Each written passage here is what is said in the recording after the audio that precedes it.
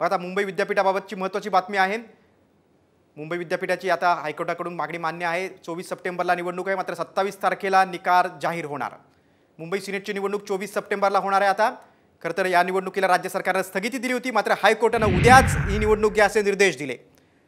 मुंबई विद्यापीठाची मागणी मात्र हायकोर्टाकडून मान्य झालेली आहे। 24 तारखेला निवडणूक होणार आणि 27 तारखेला निकाल लागणार। खरं तर राज्य सरकारने निवडणुकीला स्थगिती दिल्यानंतर विरोधकांनी सत्ताधाऱ्यांवर जोरदार निशाणा साधला होता।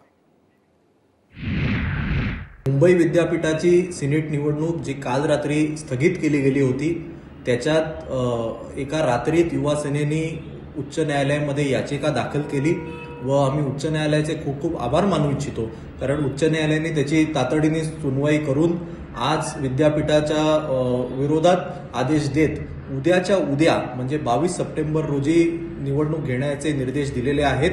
हा विजय हा केवळ युवा सेनेचा नसून हा 13,500 पदवीधरांचा आहे।